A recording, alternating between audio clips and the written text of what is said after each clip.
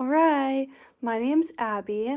I'm a junior comms major at OUZ, and I did my research project for child development on the effects of television and screen time on children.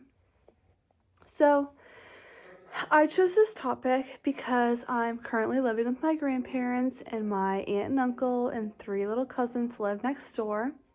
And my 3 cousins are, I wouldn't say addicted, but addicted to their screens. They have phones, they have iPads, they have a TV in their house and each in their room.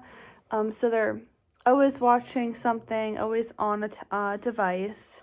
And I've just noticed it becoming not a problem, but it's way more prominent than I think when I was growing up and their age. So I wanted to do some research on it. The article I chose is called The Association Between Screen Media Quantity, Context, and Content in Language Development. So they took a study of children in Saudi Arabia and had the parents fill out a log based on their daily activity, and then they were tested on their language and how many words they knew.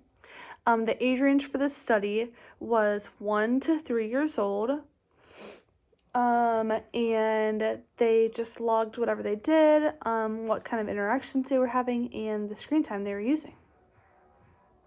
So the main points of this article, I thought, was the question that they asked. So the question they had was, to what extent does each of the 3 screen media use parameters, quantity, content, and context, predict language outcomes among children under 3? And it was measured by parents filling out a log and recorded what activities their children were doing. Children in the sample spent an average of 150 minutes per day exposed to screens, and they spent 7 minutes reading on average, and then 134 minutes in non-screen based play. So either they were playing with toys inside, they went outside and were playing, just any type of play that doesn't include screens. And then the content of the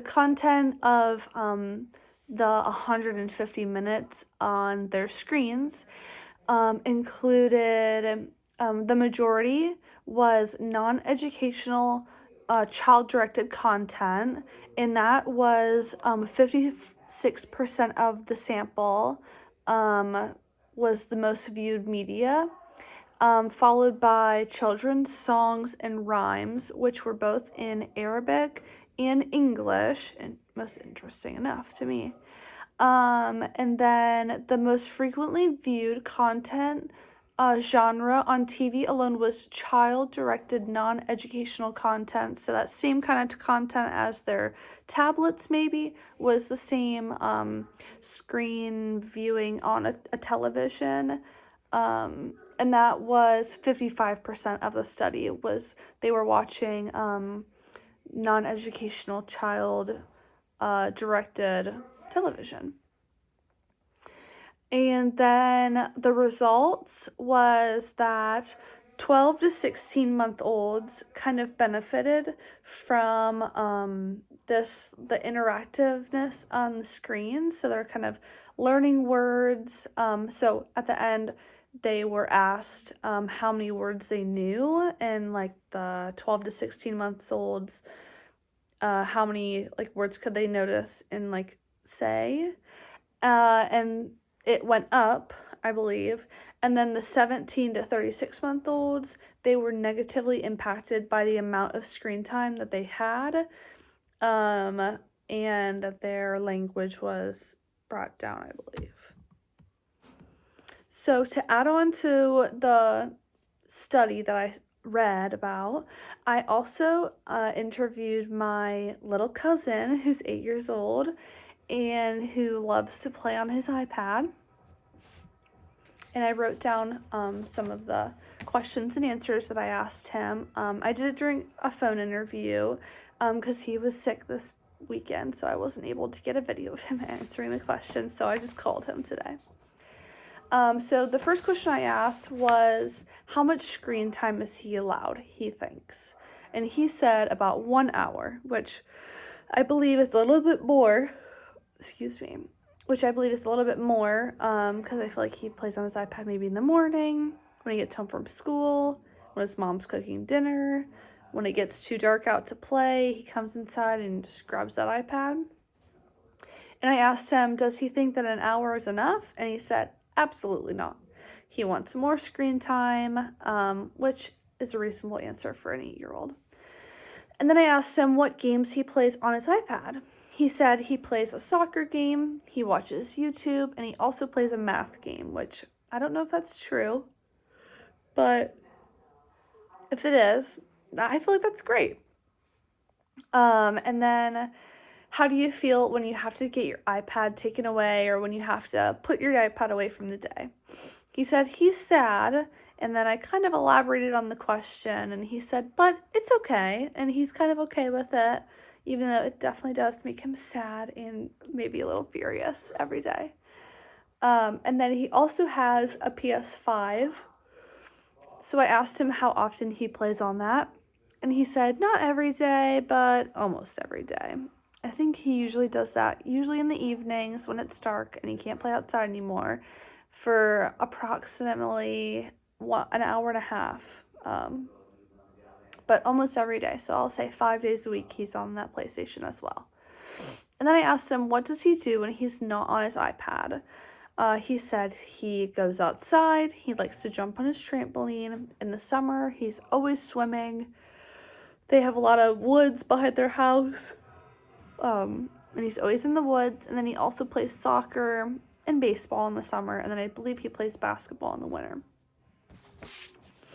So I believe that the intended audience for this article and this research should be parents and people who are thinking about becoming parents. I also think it's important for teachers and people who work in schools.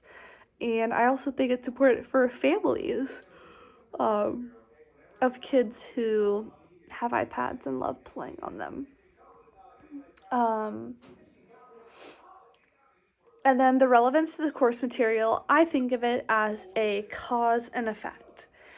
So in this class, we learn about pregnancy. And if you make bad choices and you do drugs during your pregnancy, it can lead to X, Y, Z effects to your child when you give birth.